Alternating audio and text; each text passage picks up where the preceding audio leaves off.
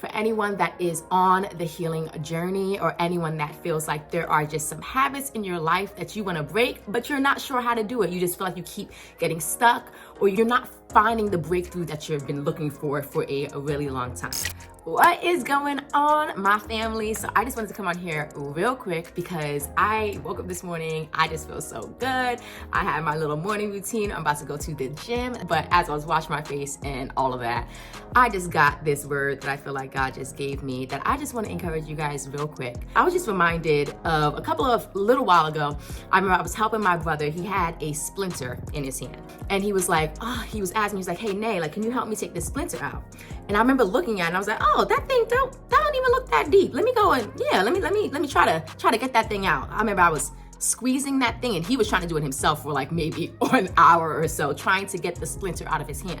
And I remember I was looking at it, I was like, okay, yeah, I'm gonna try to, maybe I'll squeeze it, I'll do all these things. And I remember he was like, oh my, it was not coming out. It wasn't budging, it wasn't moving, nothing was happening. And I remember I was like, okay, let me just like try to look online. I was inside, I'm like, gosh, this thing it's not gonna move. This thing is not going anywhere. Like, we tried everything. We were trying to pinch, squeeze, maneuver his hand in every which way. It just was not coming out. So I remember I looked up online. I was like, how do you take a splinter out of a hand? Or how do you take a splinter out of whatever, any type of thing? And I remember it had some different methods on there. But one thing it said is that usually when it is a deeper splinter, even though we might see it, it's not just at the top layer of the skin. It's below multiple layers of it. So I was looking, I was like, okay. So they said to take a fine needle and begin to take each layer of skin off, and eventually the splinter will come out. So we tried to do it. I got a little needle, disinfected a little bit, and then just pricking his hand a little bit. And I remember thinking, this thing is not going to work. It is too small. This tool is too small. It's not gonna work. I remember it said online to try to do it. So I took a needle and just kept pricking his hand. And I remember seeing like some of the layers of his skin breaking apart. I literally saw it. It was very fine, so small. But I remember seeing it. There was like small, okay, I see that there's like a little rupture in that. Okay, it's small. But the splinter still wasn't moving. So I'm like, okay, is this thing really going to work? So I kept going and going and going. I actually even saw some blood come out, and still the splinter didn't move. But I kept going. I asked my brother, like, hey, like, this thing might be hurting you. Like, I feel like I am hurting you, and this is not, I'm not even sure if this thing is gonna work. Like, do you want to keep going?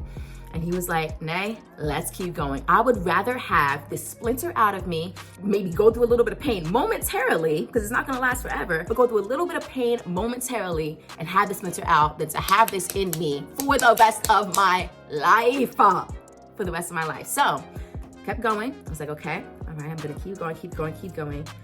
And eventually, that splinter began to move. That splinter that looked like it was actually at the surface, but was deeper than I thought it was. Then in order to get to it, I had to go below layers and layers and layers of skin, and then eventually see blood before I saw that thing move. It came out.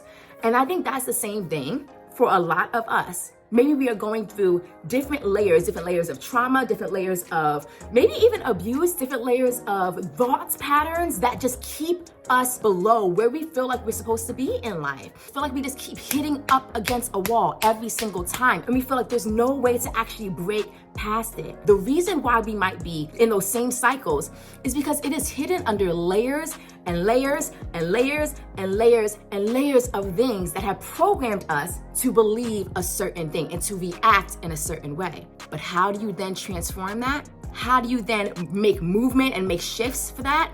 We have to undo each layer by layer. So that might be going back to maybe when we felt like we weren't enough, or someone was saying that, no, you're not able to do this thing. That's not even part of your DNA to be able to do that. You're just not good at this. Or going back to a time where we might feel like we have messed up or failed, or we feel like there's no way that I can ever try again. Going back to each of those times and taking it layer by layer. And two, remember that there might be a little bit of blood in the process. There might be a little bit of some things that come up to the surface that we actually would have rather suppressed for a very long time, but realizing that it is actually good that this blood, that this ick, that all this stuff is actually coming out of us so we can get to the real issue. That even though it might hurt, it is better to get that thing out of us than to keep it in forever. You are on the journey, friend. You are in the process. Each step in the right direction is a step at reprogramming the things that we might have had in our minds, the things that may have had happen to us in our past. Each step is important. Steady, continuous movement. That is what we're looking for, not a sudden thing. I could have easily taken a big old, now obviously this is an exaggeration, but I could have easily taken a big old shovel, dug it into his hand, and scraped his entire hand out and gotten it out. Yeah, of course that would have gotten it out, but it also would have ruined so many things else in his hand. That's not what we want. We want to be gentle with ourselves. We want to take that fine needle and take layer by layer by layer. It might be a slow process, and even slower than we desire it to be in our lives. We might want it to just be fixed and everything to just be okay. But remember, slow, continuous movement is still movement. And you're doing it right. If you are making that steady steps ahead, you're doing a great job. And I just want to encourage you with that. Keep going, friend. There's so much life and light for you on this journey of healing and breakthrough. And I just can't wait to see it. I just can't wait to see it, y'all. So I hope you guys have a good day. I'm about to go to the gym right now. And I love you so much. And I can't wait to see you guys again soon. Bye, guys.